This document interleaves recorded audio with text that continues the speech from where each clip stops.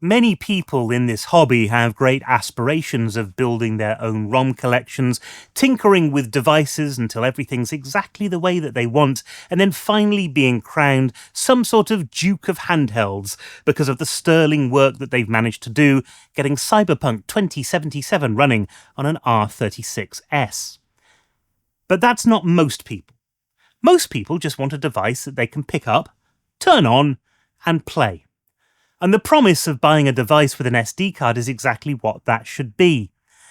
Unfortunately, as you'll hear all of us reviewers say at some point in virtually every video we make, you can't rely on the stock SD cards that come with these devices. They are flakier than a cornflake with eczema. And the question isn't, will this stop working, but when?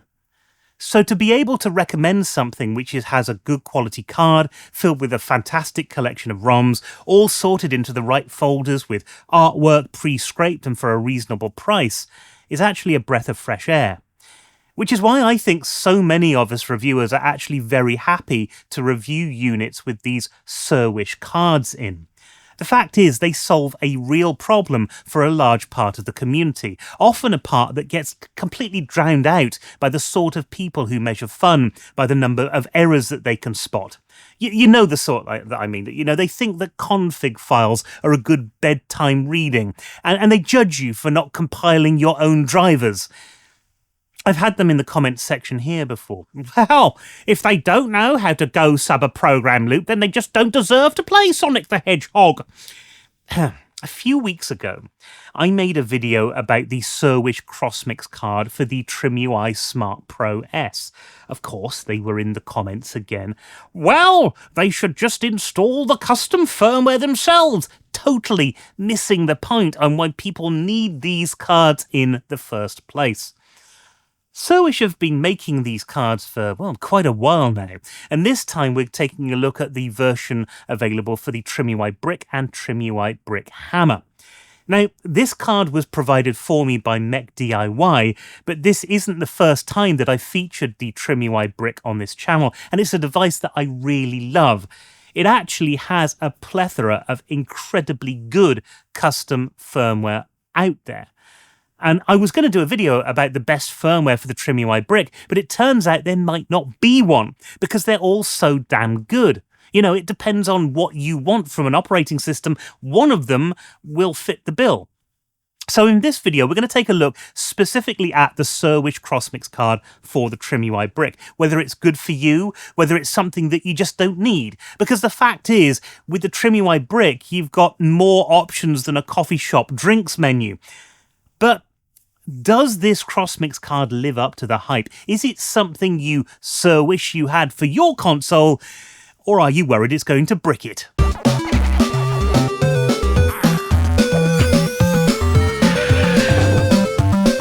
Before we start, the card itself here was provided for me by MechDIY for the purposes of review. The Brick and Brick Hammer were purchased with my own money. MechDIY have no editorial control over what I say, and no actual money has changed hands.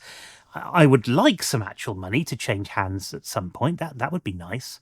Join my Patreon. I've alluded to this earlier. I have tried so many different operating systems on the TrimUI Brick, and there isn't a single one of them that I wouldn't recommend in one way, shape, or form. So why would you pick this up, for example? Well, the biggest thing that people worry about when they see the price of these things is the price of these things. This is $50 for a 128GB card and $70 for a 256GB card. And if you bundle that up with a new brick, then the figure becomes $120 and $130 respectively, which saves you about $20 overall. And whilst $20 overalls might sound expensive, a blank SanDisk card would run you between $29 and $53, depending on its capacity. And with that, you still have no operating system, no games, and the dawning realization that what you thought would be a nice afternoon playing games is turning into something of a lifestyle choice. The card itself is actually a SanDisk Ultra. This is an A1 card, perfectly serviceable for the sorts of games that you're going to put on here, and it's the sort of card that the community regularly recommends for these devices. The one caveat to all of that is that depending on when you watch this video, the Rampocalypse may have made its mark and could have substantially boosted the prices. We'll just have to wait and see. But for now, when you consider the amount of time and energy that it would take you to install a bit of custom firmware, find all of these games, find all the BIOS files that you've got to do when you're setting one of these devices up, then the maths might be a little bit more comfortable than the price tag initially suggests. One thing I should mention, the card ships with preloaded ROMs and ports that are almost certainly not licensed. This is common. If you bought an original stock card for any one of the systems out there, it would be exactly the same. You have to make up your mind as to whether or not you are comfortable with this, but you should know what you're getting into before you buy anything. When you first boot into Crossmix, you'll notice a few things. The menus themselves are actually pretty snappy. The box art loads without too much lag when it's scrolling, especially through large libraries, and the overall presentation is clear and considered. The only real problem here is the box art, which is so tiny that even an electron microscope would have to squint to read the titles.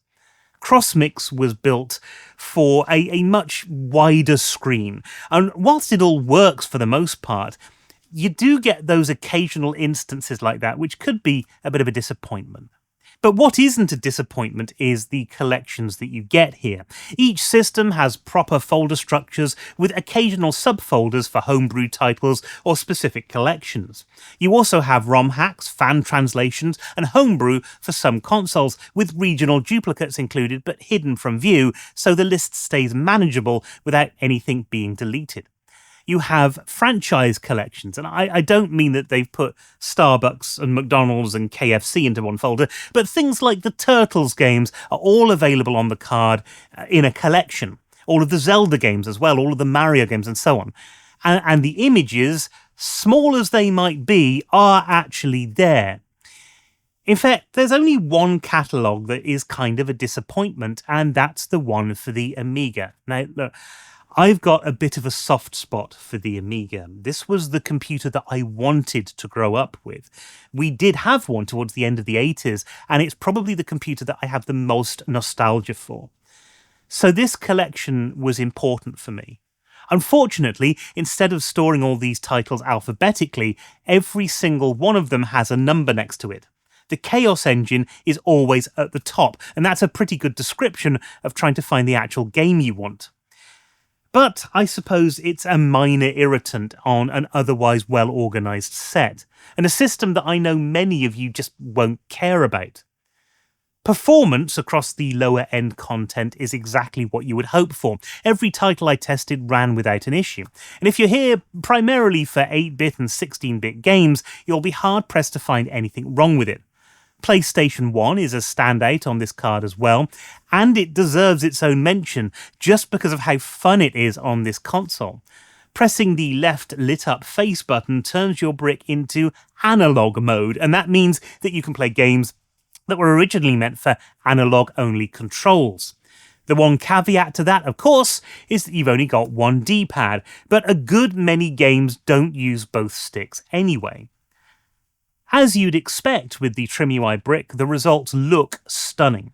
Beyond the software, the Brick delivers something special when it comes to hardware, even though it's not the most powerful device on the market. Dreamcast also performs surprisingly well. I ran Crazy Taxi, which is a bit of a benchmark a lot of us use for that console, and there was no audio drift, there wasn't any slowdown or stuttering. The only small niggle, of course, is that the D-pad isn't quite as responsive as an analog stick. PSP is handled by PPSSPP. Honestly, if you think this job is easy, then all of a sudden you've got to try and say PPSSPP, and it takes you 13 takes and gives you a migraine. I found that most titles ran quite well and ran around about the 30 frame per second mark, but you do need to enable frame skip for the best experience. Also, of course, PSP, a little bit tiny on this screen. It's not unplayable, surprisingly, but it is something to be aware of. There are some titles that are going to be a problem, however. Outrun got stuck on the loading loop and it never actually reached gameplay. That's the hardware ceiling. It's not a card issue, but it is worth knowing about. Doom 3 as well is a bit of an issue. It appears on the ports section and it might run incredibly well, but it needs more mouse input than the early days of Disney, and I just couldn't find any way to enable mouse input. Although I'm sure now that I've said that, somebody is going to point out exactly how I can turn on mouse input on the TrimUI Brick. But this moves us on to something which is quite important, and that's the auto-resume feature. You turn the console completely off in the middle of the game, and it's meant to pick up where you left off when you turn it back on again. There are quite a few titles that actually break this system, and it puts your console into a bit of a loop. Luckily, there's a quick workaround for this. Turn the unit off completely, and then hold down the menu button whilst you're turning it back on again, and you'll get pushed back into the main Crossmix menu. The one system that you'll likely have the most problems with is actually Nintendo 64. A lot of the games run very well, but you'll get the occasional one that's a problem. GoldenEye has become the unofficial entrance exam for N64 emulation, and out of the box this just won't run it. To be honest, you're asking the Brick to do an awful lot here, as there are other much more powerful consoles that struggle with GoldenEye anyway. But you can get around that by pressing X when selecting the game and switching to the Glide 64 Mark II standalone core. Of course, the problem with that is that you're left with only one analog stick again, and you can't properly move around. But it does run, it's just not playable. It's also worth noting that the heavier games on the N64 break the menu system, so pressing the menu button, instead of bringing up your context menu, which lets you have access to things like save states, which you'll really want, you just get kicked back out into the main menu. It's not the end of the world, but it is, again, something to be aware of and something to check when you want to start a game for long-term play. I did find that Mario 64 and Mario Kart worked perfectly well. The menus came up, you could save and load as you wanted to, but this isn't going to be the same with every game, and you do just need to be aware of that. As well as the ROMs, you've got some ports included here as well. And again, there are legitimate ways to go out and buy these ports, not for the system, but for the PC, and then you install them onto the card. And this is one of the major gripes I've got with these cards. It's nice to have these things, but at the same time, people are losing out on money by including them. Having said that, every port I tested launched without a problem. Stardew Valley, Shredder's Revenge, Celeste, Grand Theft Auto, Vice City.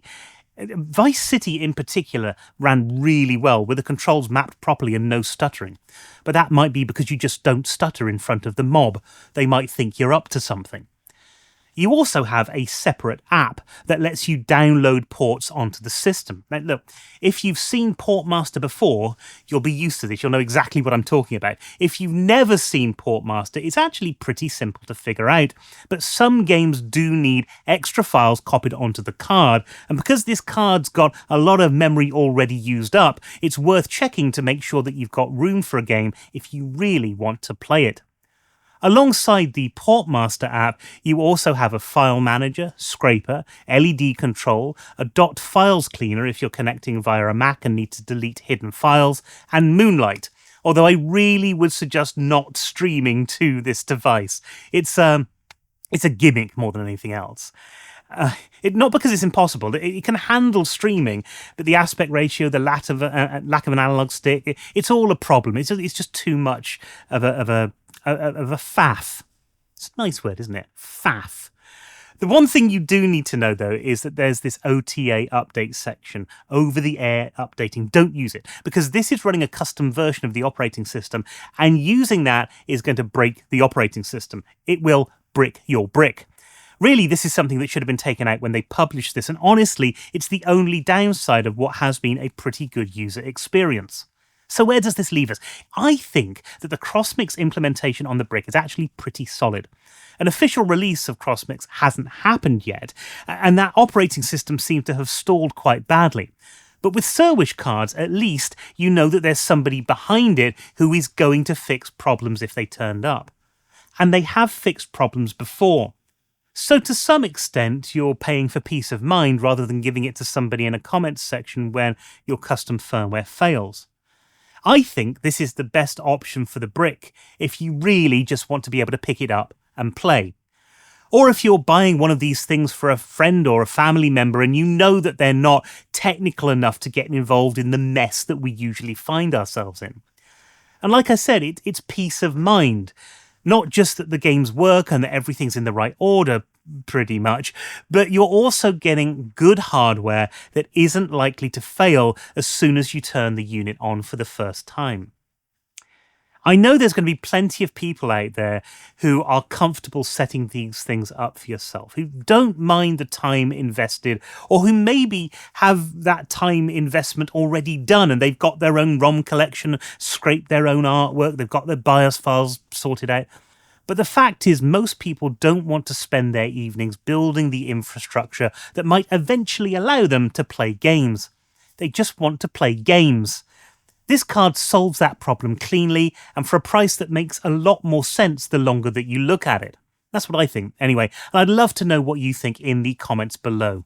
Are you running Crossmix on the Brick, or have you gone down a different route? I know there is a bunch of different options available, and I'm pretty sure that I'll get a myriad of comments telling me which operating system that you're running and which one you prefer. I'm guessing that most are either going to be Newly or NextUI, because those seem to be the most popular choices, but do let me know. And if you enjoyed this video and if you find it useful, or even if you haven't found it useful but you're a bit bored and you just want to try justifying your life in some way, shape or form, then hit the like button and subscribe, because that'll give your life meaning, surely. But that's it for this video. I hope you've enjoyed yourself. I know I have. I'll see you next time we empty the Retro Corner, and until then, happy gaming.